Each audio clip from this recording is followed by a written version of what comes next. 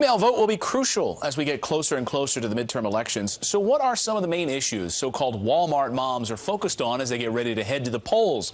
Here to weigh in is pollster for Purple Strategies, Margie Omero, and pollster for Public Opinion Strategies, Neil Newhouse. Nice to see both of you this morning. Good morning. Thank you. All right, Neil, as a Walmart mom yourself, what are women most concerned about this election cycle?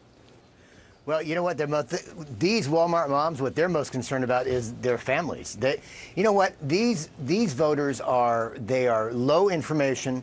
They are late engagers in this campaign, and truthfully, they're very late deciders. And so these groups we did among Walmart moms, they were fascinating. We did them in Charlotte and New Orleans, swing voters in two very key U.S. Senate seats. And right now, these voters are up for grabs. They're worried about personal security. They're worried about, kitchen table issues. I mean, they're debating between, having to buy more diapers and filling up the car with gas. So they're worried about their personal economy right now, and they're still up for grabs in this election. Margie, is what Neil's saying jive with what you're seeing? You look at some of these economic worries right now. We hear about fears of Ebola and sort of pessimistic things that are occurring right now in this country. Is that wearing them down? Well, we saw a bit of a shift from these last groups, and Neil and I have been tracking this group for years, and they're proven swing voters. And in earlier groups in years past, we heard a lot more economic anxiety. This time in these last groups on Monday and then earlier in September, we heard more concern about just overall security. So in September, it was ISIS. On Monday, it was Ebola.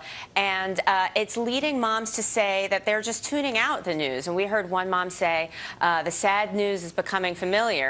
Someone else said, I'd rather watch Doc McStuffins with my kids because I don't want them to see what's going on in the news right now. So there's this real despair over crime is something we've heard that's new, a new trend. So I think there's a lot of worry about how things are going broadly in the world as well as locally and also in Washington. Yeah, I agree with your Doc. I work in the news, and I agree with your Doc McStuffins comment.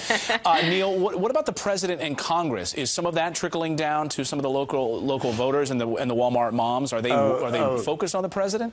Yeah, Clayton, it's really interesting. The attitudes for the president are very divided. As you might expect, these Walmart moms, they're basically evenly divided between who they voted for in the last election. Overall, they gave Obama an edge, but the senses now are kind of dulled. There's the Democrats who voted for him the last time. They kind of blame Republicans now for Republicans dumping on the president. But the rest of the voters, there is a sense of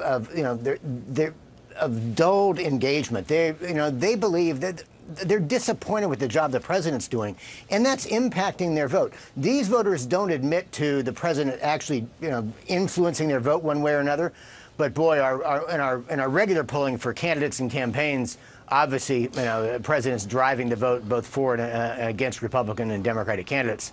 Yeah. Now, Congress, Clayton, they reserve their most pointed comments toward Congress. They don't get Congress, and Congress doesn't get them. Yeah, with a 14% approval rating, I think you're right, or even lower than that. I can't keep track of how low it goes.